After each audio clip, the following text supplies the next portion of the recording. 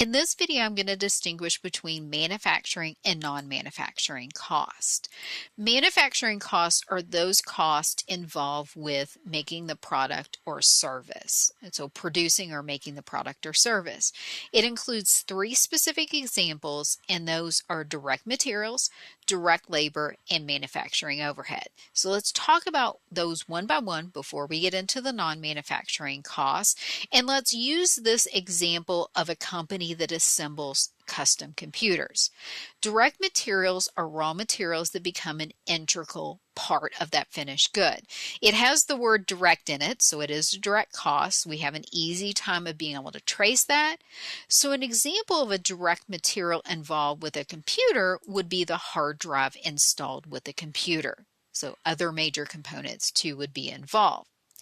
Direct labor is labor costs that we can easily trace to that finished product. Again, the word direct, we have an easy way of tracing it. It's often called touch labor. In this particular example, it would be the wages of employees who assemble the computers from components. I will note wages and salaries can be direct labor. Again, if it becomes an integral part of manufacturing that product. It also potentially could be a category we're going to talk about next, manufacturing overhead, or potentially two categories we haven't talked about yet, selling administrative. But since this is an integral part of making the product, it is direct labor. So I already jumped a little bit ahead of myself into manufacturing overhead. Note, manufacturing overhead still is a cost related to making or producing that product or service, but unlike direct materials and direct labor where we have an easy time tracing it, still involved with making the product, it's indirect, always indirect. We don't have an easy time tracing it. So everything else involved with making or producing a product or service that isn't a direct material or isn't a direct labor.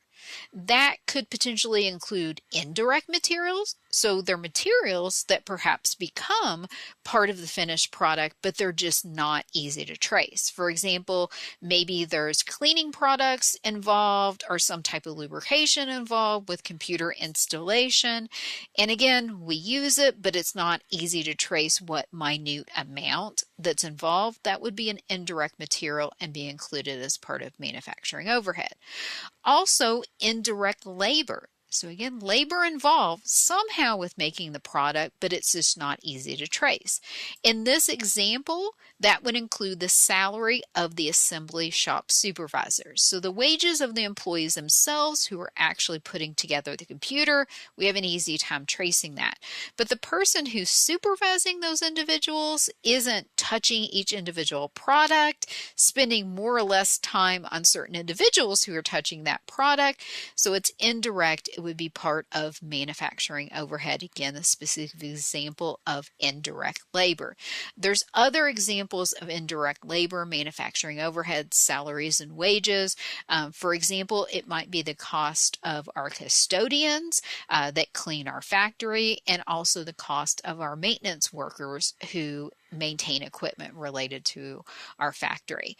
Beyond indirect materials and indirect labor being part of manufacturing overhead, again, any other catch-all beyond direct materials and direct labor.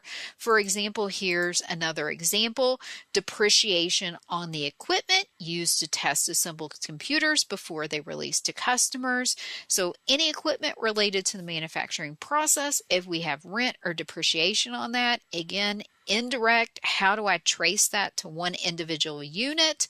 It's not a direct material, it's not a direct labor, it's part of manufacturing overhead.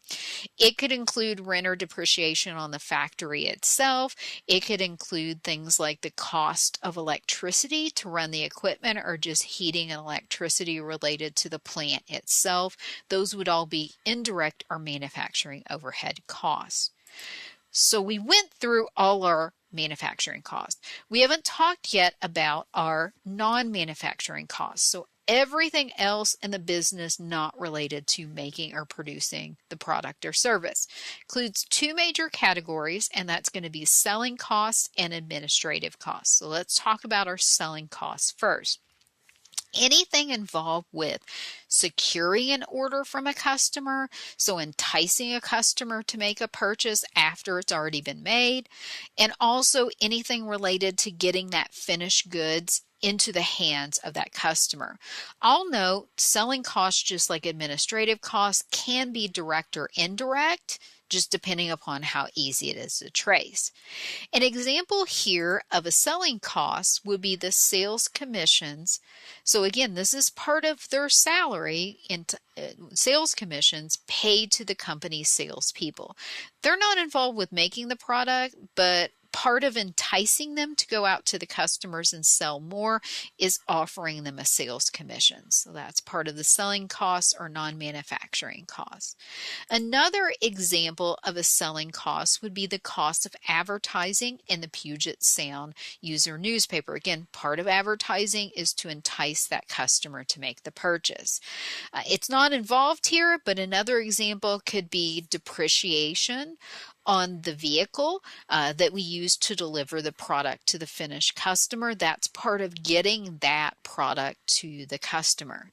Last category is administrative costs. So another catch-all category. Any other costs not related to making the product, so not a manufacturing cost, and not related to selling to the customer. So costs associated with like the general management of the business, accounting would be one of those things, legal, HR, IT, again, just related to general management. An example that we have for this company, again, another wages or salaries, but this time it's a salary of the company's accountant. They're not involved with making the product. They're not involved with enticing a sale to a customer. They're just part of the general management of the company, so they're administrative or non-manufacturing costs. We talked about depreciation could be manufacturing overhead. We gave an example of it being part of selling costs if it was depreciation on the vehicle that the salesperson uses to sell the product, or we use on the delivery vehicle. What if it was depreciation on the computer for HR manager? Again, just part of the general management of the company, it would be an administrative cost. Hopefully this helped you distinguish between individual categories of manufacturing versus non-manufacturing costs.